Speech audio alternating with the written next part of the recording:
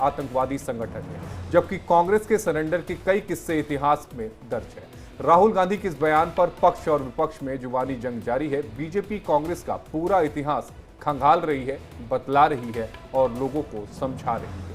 जिस ऑपरेशन सिंदूर को लेकर भारत का स्टैंड क्लियर है और क्लियर था। ऑपरेशन सिंदूर कितना सटीक था, ऑन पॉइंट था, किस तरह से भारत ने पाकिस्तान को तबाह किया, तीनों सेनाओं ने सबूतों के साथ सेना ने दुनिया को दिखाया है।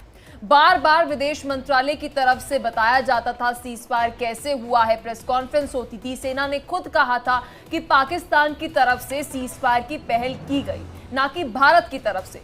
खुद पाकिस्तान के पीएम ये बात कबूल कर चुके हैं कि भारत ने बहुत मारा है, लेकिन पाकिस्तान को भारत के हमलों से बहुत नुकसान पहुंचा है, ये पाकिस्तान कबूल रहा है।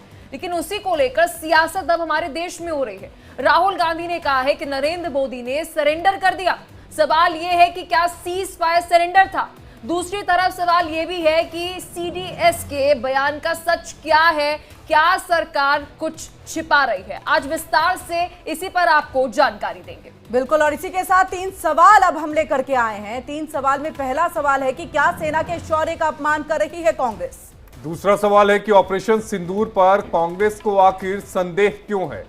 और तीसरा सवाल ये होगा, क्या कांग्रेस के सवालों पर जवाब अब पीएम देंगे? तो देखिए, मॉनसून सेशन भी जल्द आने वाला है। बीजेपी आरएसएस वालों को अब मैं अच्छी तरह जानता हूं। इन पर थोड़ा सा दबाव डालो, थोड़ा सा धक्का मारो, डर के भाग जाते हैं ये लोग। जैसे उधर से ट्रंप ने एक इशारा किया, फोन उठाया, कहा मोदी जी क्या कर रहे हो? नरेंद्र सरेंडर, और जी हजूर करके नरेंद्र मोदी जी ने ट्रंप के इशारे का पालन किया। तरीके से ऑपरेशन सिंदूर की सफलता का विवरण दिया है, उसको सरेंडर से तुलना करना यह दर्शाता है कि यह मानसिकता कितनी रोगी और कितनी खतरनाक हो चुकी है।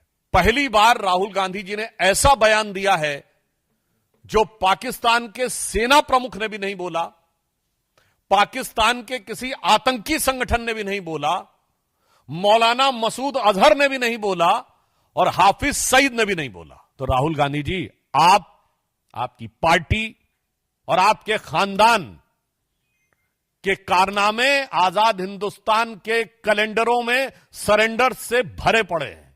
जो हमारे बेचारे भक्तजन हैं, पिछले 11 साल से एक पिक्चर बना रहे थे अपने हीरो, मुकद्दर का सिकंदर।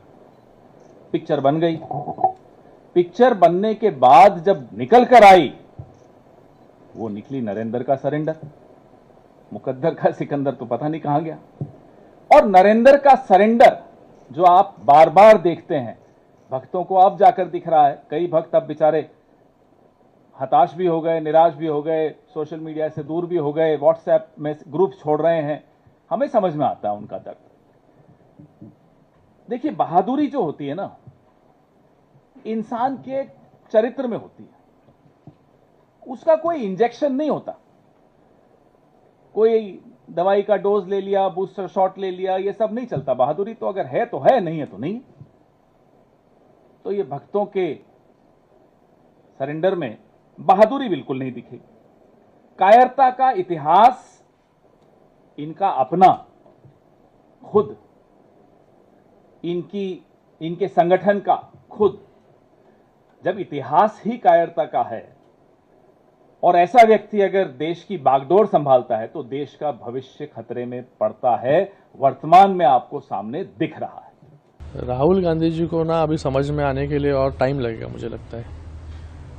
इतने बड़े नेता है, लेकिन ऐसी परिस्थिति में जहां पर सभी लोग एक साथ मिलकर भारत के लिए आवाज उठा रहे।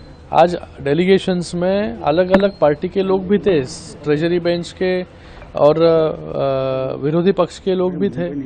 जब सभी एमपीज एक साथ मिलकर एक बात रख रहे, एक आवाज में बात कर रहे, तो राहुल गांधी जी को समझ जाना चाहिए कि आज ऐसी परिस्थिति में अगर आपको टेररिज्म के खिलाफ लड़ाई लड़नी है तो वहाँ पर पॉलिटिक्स नहीं चलेगी।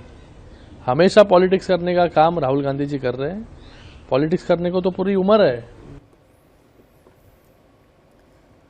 और वहीं हमारे साथ हमारे इस खास शो में 3 खास मेहमान जुड़ चुके हैं, उनका हम स्वागत कर लेते हैं। और राहुल आनंद जी जुड़ चुके हैं, प्रवक्ता है बीजेपी के, बहुत बहुत स्वागत है सर। अंश वत्स जी जुड़ चुके हैं, प्रवक्ता है कांग्रेस के, आपका भी बहुत बहुत स्वागत है सर। वहीं रिटायर्ड मेजर जनरल अनुज माथुर जी, रक्षा विशेषज्ञ, डिफेंस एक्सपर्ट, आपका भी सर बहुत बहुत स्वागत है। सबसे पहले हम अंश जी आपके पास आते हुए, क्योंकि देखिए सुधांशु त्रिवेदी जी ने भी कई मतलब जो बयान राहुल गांधी की तरफ से दिया गया उसका जो है बीजेपी की तरफ से पलटवार हुआ है, लेकिन बड़ा सवाल यही है कि सवाल पूछने का ये तरीका कि अमर्यादित शब्दों का जिक्र कर देना, अमर्यादित शब्दों का इस्तेमाल कर देना, प्रधानमंत्री हैं देश के, और ऐसे में सिर्फ नाम लेकर के इस तरह से सरेंडर कह देना, ये लगता नहीं है कि इसमें थोड़ी सुधार की आवश्यकता है? सबसे पहले मैं आपसे अनुरोध करूंगा, मुझे आप 2 मिनट तक बिना रोके टोके बोलने का मौका दीजिए ताकि मैं आपके सवाल का बहुत अच्छे से जवाब दे पाऊं। मैं पूछना चाहूंगा ये सरेंडर शब्द क्यों नहीं किया जाएगा इस्तेमाल? नरेंद्र मोदी जी ने, अगर आप उनके 11 साल के अगर कार्यकाल को आप देखेंगे तो उन्होंने कई मौके पे सरेंडर किया है। हम आपको उदाहरण के साथ बताता हूं। जब अगर मैं अभी हाल फिलहाल का उदाहरण लूं तो 21 दिन में अगर 11 बार ट्रंप मध्यस्थता का श्रेय लेता है तो मोदी जी 22 मिनट के भाषण में क्यों उस पर जवाब नहीं देते? क्या ये सरेंडर नहीं है? क्या ये सरेंडर नहीं होगा? जब पाकिस्तान की गर्दन हमारी सेना के हाथ में थी, हम उनकी नकेल कर सकते थे, हमने सीज फायर क्यों कर दिया और किन शर्तों पे कर दिया? क्या ये सरेंडर नहीं है? क्या ये सरेंडर नहीं है कि अमेरिका के राष्ट्रपति भारत और पाकिस्तान को एक तराजू में तोलने का काम कर रहे हैं और हम उस पर एक सवाल नहीं कह पाते हैं? क्या ये सरेंडर नहीं है? क्या ये सरेंडर नहीं होगा? अगर आप इतिहास में थोड़ा और पीछे जाएंगे, जब मोदी जी चाइना के मसले पे, अंशवत जी ये बताइएगा, डोनाल्ड ट्रंप क्या भारत के राष्ट्रपति हैं, भारत के प्रधानमंत्री हैं? डोनाल्ड ट्रंप कहां पर क्या बोलते हैं उसको इतनी गंभीरता से क्यों ले रहे हैं आप? नहीं, गंभीरता से तो लेना पड़ेगा। मोदी जी, अरे डोनाल्ड ट्रंप ने बहुत सारी बातें कही हैं, उन सभी चीजों को गंभीरता से लेंगे। अभी उनके जो दोस्त हैं एलन मस्क साहब, दुश्मनी हो गई, एलन मस्क साहब उनके खिलाफ आ गए, कल को अपने दोस्त के खिलाफ बोलना शुरू कर देंगे। तमाम तरह की बातें हैं, ये देश की बात है, आप समझिए। देखिए, एक बाहरी व्यक्ति को लेकर सीधा प्रधानमंत्री पर निशाना साधना आपको सही लगता है? एक बाहरी व्यक्ति क्या कह रहे हैं, काहे उसको गंभीरता से आप लोग ले रहे हैं? जी बिल्कुल। और अंशी, इसी के साथ एक इसी में मैं ऐड ऑन कर दे रही हूँ, प्लीज दोनों ही सवालों का जवाब दे दीजिएगा। आपने अब तक में जो भी कुछ सेकंड्स की जो बातें आपने की, उसमें 3 बार आपने प्रधानमंत्री नरेंद्र मोदी का नाम लिया, आपने जी लगाया पीछे, आपने वो रेस्पेक्ट दी, क्योंकि ये हमारे भारत का संस्कार है और भारत के संस्कार, परंपरा, सब कुछ में ये चीजें आती हैं। आप जब यहां पर बोल रहे हैं, क्या नरेंद्र सरेंडर शब्द अच्छा लगता है? और ऐसा नहीं पहली बार, सरेंडर तो आपने इसके पहले भी, पवन खेड़ा जी भी आते हैं, वो भी इस तरह से नरेंद्र सरेंडर कहते हैं। मतलब मैं तो शब्दों की बात कर रही हूं कि अमर्यादित शब्दों का क्यों इस्तेमाल करना। ठीक है, राहुल आनंद जी से पूछ रहे थे। देखिए ठीक है सर, आपके पास आएंगे और भी मेहमान है, उन्हें मौका देते हैं। सर ओपनिंग रिमार्क ले लेते हैं, आपके पास फिर आएंगे। राहुल आनंद जी, देखिए राहुल गांधी तो क्लियरली कह रहे हैं यहाँ पे बीजेपी और आरएसएस दोनों के लिए कि इनकी पुरानी आदत है सरेंडर करने की। देखिए, चीजों को शुरू करने से पहले मैं कुछ चीजें हैं जो मैं बताना चाहूंगा, थोड़ा मुझे इजाजत दीजिएगा, फिर मैं आपके प्रश्न का उत्तर दूंगा। देखिए, सबसे बड़ी बात क्या है, दुनिया को नए भारत का यशगान सुनाया है हमने, दुश्मन के घर में घुसकर जश्न मनाया है हमने, तुमने धर्म पूछकर बहनों का सिंदूर मिटाया था, हमने उसी सिंदूर को बारूद बनाया है हमने। इन आतंकी ताकत पर भारत की खुददारी अड़ती है, यहाँ योमिका और सोफिया नारी लड़ती है। देखिए, चीजें जो हैं बड़ा स्पष्ट है। और आपको मैं बता दूं, आपकी जानकारी के लिए, कि बाबा भीमराव अम्बेडकर ने एक बहुत बड़ी बात थी, पता है? उन्होंने कहा था कि राजा का बेटा राजा नहीं बनेगा, राजा वही बनेगा जो राज्य करने योग्य होगा। और देख लीजिए, संविधान की डिक्शनरी को संविधान की प्रति को पॉकेट डिक्शनरी की तरह इस्तेमाल करने वाली कांग्रेस आज अपने आप को कहां खड़ा महसूस कर रही है। देखिए, सबसे बड़ी बात यह है कि जो इन्होंने शब्द का इस्तेमाल किया, इस शब्द का प्रतिकार होना चाहिए और बिल्कुल होना चाहिए। क्यों होना चाहिए, मैं आपको बताता हूं। जब हमारे सीडीएस ने इस बात को कहा था कि अभी युद्ध चल रहा है, युद्ध के बाद हम आपकी जानकारी को देंगे, हमारे सारे पायलट सुरक्षित हैं, उस समय भी इनको संदेह हो गया। आपको एक बात बता दूं मैं कि इजराइल ने सऊदी अरब पे जब हमला किया था तो उनके लगभग 452 जेट मार गिराए थे और सऊदी अरब के लगभग 46 जेट मिस हो गए थे, मतलब उनके भी मार गिराए गए थे। लेकिन ये जानकारी कब दी गई? ये जानकारी दी गई सिर्फ और सिर्फ युद्ध समाप्त होने के बाद। देखिए चीजें जो सरेंडर करने की बातें हैं ना, मैं आपको बता देना चाहूंगा कि कब कब कांग्रेस ने सरेंडर किया है, आपको मैं बता दूं। ये जो चीजें कहते हैं ना, देखिए ये कितनी बड़ी बातें कहते हैं, इस चीज को समझिए। जो आपका प्रतिद्वंदी है यानी कि चाइना और टर्की जो समर्थन कर रहा था पाकिस्तान का, वो भी इस तरह के बयान नहीं दे रहे हैं। और हमारे देश के अंदर जो मुख्य विपक्षी धारा की जो पार्टी है वो इस बात का बयान दे रही है। यानी कहने का मतलब ये है कि आप किसका एजेंडा चला रहे हो, आप पाकिस्तान के बारे में राहुल सोच रहे हो क्या? जी राहुल जी, जो विपक्षी पार्टी है, अभी एक डेलीगेशन गया आपके सांसदों का, जो सबसे ज्यादा बेहतर बोला, हालांकि सबने बहुत बेहतरीन बोला, लेकिन विपक्षी दल के दो नेता, एक शशि थरूर साहब और दूसरे ओवैसी साहब और तीसरे सलमान खुर्शीद साहब, ये तीन विपक्षी दल के जो नेता थे, इन्होंने बेहतरीन बोला और वो वायरल हो रहा है। दूसरी सबसे अहम बात कि यहां पर सरकार से विपक्ष क्या सवाल भी नहीं पूछ सकता?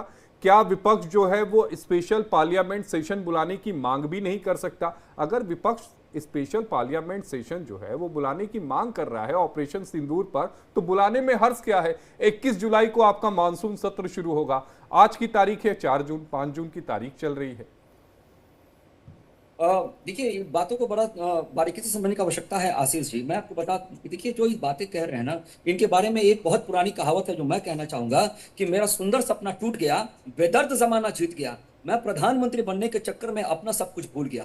देखिए सरकार ने आज भी एक बयान दिया है, कल एक बैठक हुई थी जिसमें इस बात को कहा गया था कि सरकार हर चीजों पे बात करने के लिए, बहस करने के लिए तैयार। अरे राहुल आनंद जी, आपको रैली करने का समय है, तमाम आपके बड़े नेता रैली कर रहे हैं, तमाम आपके बड़े नेता अलग अलग मन से ऑपरेशन सिंदूर की बात कर रहे हैं। विपक्ष आपसे कह रहा है कि सर्वदलीय बैठक बुला लीजिए, पीएम साहब को बुला लीजिए, वो अपनी बात को रख दें। वो ज्वाइंट पार्लियामेंट सेशन की बात कर रहे हैं, उसमें आपको सहमति नहीं हो रही है, पूरे देश भर में घूम घूम कर बात कर रहे हैं। ऐसी बातें मत करिए राहुल जी, पूरी दुनिया देख रही है, समझिए इस चीज को। विपक्ष की मांग जो है इस तरह से खारिज नहीं की जा सकती। विपक्ष का मजबूत होना लोकतंत्र के लिए बहुत जरूरी है। कुछ सवालों पर, कुछ शब्दों पर मुझे भी व्यक्तिगत तौर पर आपत्ति है कि प्रधानमंत्री के लिए ऐसे शब्दों का इस्तेमाल नहीं होना चाहिए, लेकिन विपक्ष की हर मांग को गिरा देना यह कतई सही नहीं है राहुल आनंद जी। देखिए मैं आपको एक चीज और बता दूं, ये जो विपक्ष का जो रवैया है ना, देखिए मैं अक्सर इस बात को कहता हूं, मैं नहीं, हमारे पूर्व प्रधानमंत्री इस बात को कहते हैं कि सदन की आत्मा विपक्ष में विराजमान करती है। लेकिन विपक्ष का रवैया कैसा है? देखिए कांग्रेस की तरफ से कंफ्यूज है, इस बात को समझिए। कुछ डेलीगेशन विदेशों में जाकर भारत का गुणगान कर रहे हैं और कांग्रेस के जो देश के अंदर जो कांग्रेस का जो शासन व्यवस्था है वो देखिए किस तरह की चीजों का प्रतिकार कर रहा है। चीजें समझने की आवश्यकता है, मैं इसीलिए बातों को कह रहा था। और मैं आपको बता दूं कि कांग्रेस ने कब तक राहुल जी देखिए, आप लगातार इस बात को कोट कर रहे हैं और कह रहे हैं कि देखिए जब युद्ध समाप्त हो जाता है उसके बाद हमने कहा था कि पूरी जानकारी हम देंगे, तो अब तो इंफॉर्मेशन देने की जरूरत जो है वो है। इस पर मैं माथुर जी आपका से एक सवाल लेना चाहूंगी सर।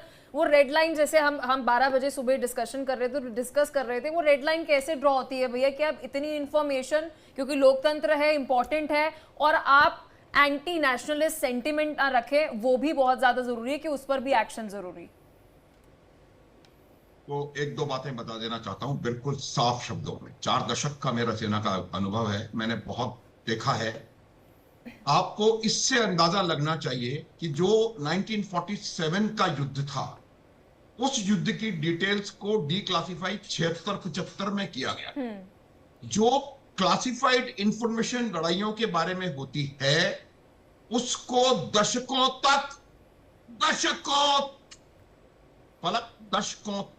सीक्रेट रखा जाता है, पहली बात। दूसरी बात यह है कि जो प्रश्न उठाया जा रहा है, ये मेरा मत है, इसको, मैं कोई राजनीति में नहीं हूं, राजनीतिज्ञ नहीं हूं, पीछे इंडिया का झंडा लगाया हुआ है मैंने।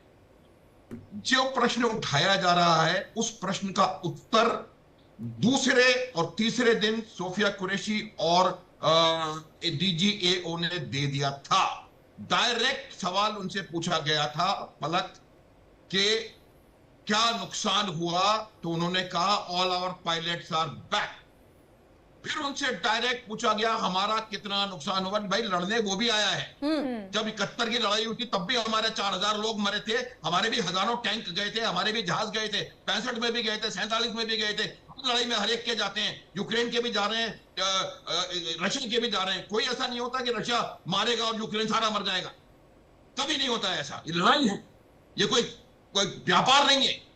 तो इसमें पलक मेरी please don't mind, I get losing mind this one. इसमें क्या है कि इसका जवाब दे दिया गया था। कि डिस्क्लोज करना विल बी एडवांटेज एनिमी। अब अगर आप चाहते हैं कि एडवांटेज एनिमी हो तो कृपया इस प्रकार के प्रश्न पूछते चले जाएं। दूसरी बात, सरेंडर किसे कहते हैं? सरेंडर वो होता है जो 1971 में 93,000 लोगों ने किया था। सरेंडर वो होता है जो जो जो जहां पर आप अपना सब कुछ छोड़ दें। ये शब्द जो है, मुझे लगता नहीं है कि किसी भी प्रकार से इसको जस्टिफाई किया जा सकता है। मैं आपको यही बताना चाह रहा हूं, देखिए कि हमको इस समय ऐसी कोई भी बात, ये बात जो अभी आशीष जी ने कही कि उनके लीडरों ने नहीं कहा, ये आतंकवादी लीडरों ने नहीं कहा, हाफिज सईद ने नहीं कहा, और हम कह रहे हैं, तो इससे ज्यादा खराब बात मेरे हिसाब से तो कोई हो नहीं सकती। मेरा ये मानना। 1 मिनट और प्लीज, 1 मिनट और दे दीजिए मेरे को, और फिर मैं और आपको ये बताता हूं। देखिए, जब भी कोई मिलिट्री एक्शन होता है, ये बात पता होनी चाहिए हर एक को, उसके पॉलिटिको मिलिट्री एम्स होते हैं, उसका ऑब्जेक्टिव्स होते हैं, वो ऑब्जेक्टिव डिफाइन किए जाते हैं।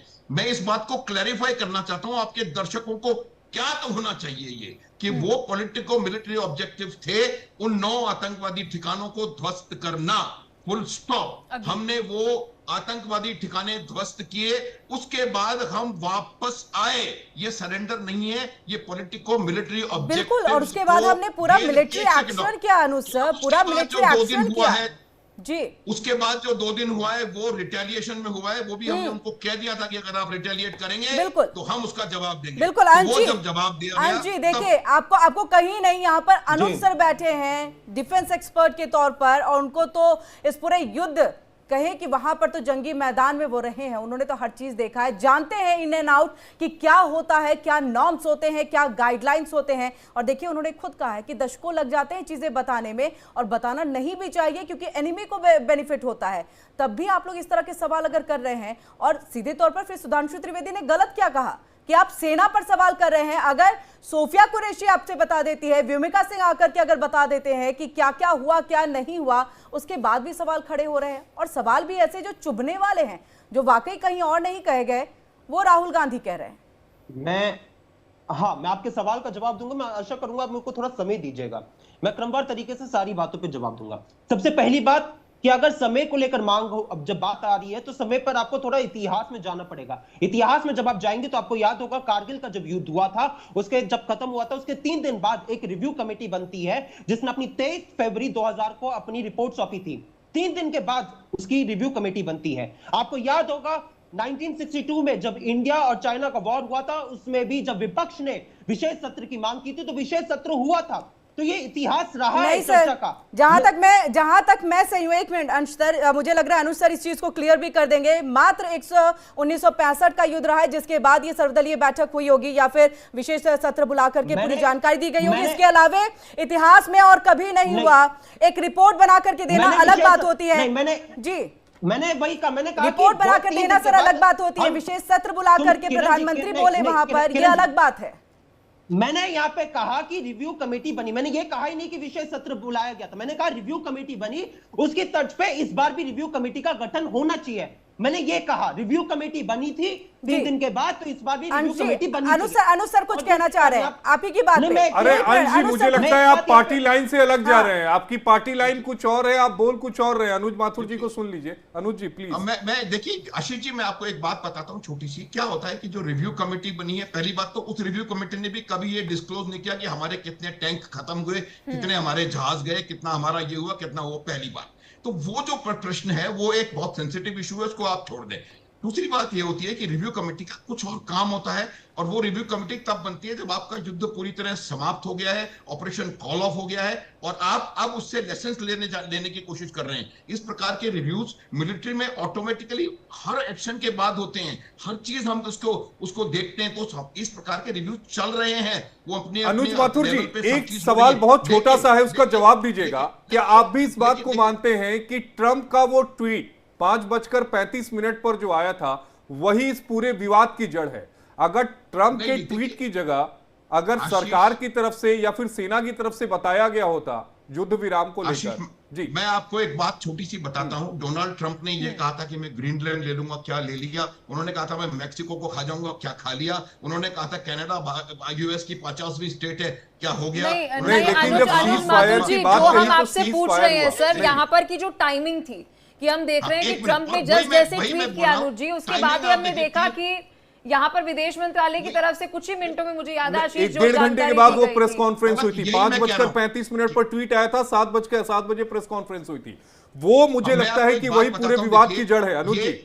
इसके टाइमिंग हमें टाइमलाइन देखनी पड़ेगी। 3:35 पर उनका फोन आया है डीजीएमओ पाकिस्तान का, और 3:35 पे से 5 मिनट बात हुई होगी, उसमें उन्होंने निर्णय लिया है कि 5 बजे से हम लोग सीज फायर करेंगे। तो ट्रंप साहब ने सोचा होगा कि 3:35 पे बात हो गई, 5 बजे से सीज फायर करेंगे, तो मैं 5:30 बजे बोल देता हूं। उनके बोलने से मेरे को लगता नहीं कि कोई इशू है। नहीं, उन्हीं के बोलने से इशू है, उन्हीं के बोलने से इशू है सर, उन्हीं के बोलने से इशू है।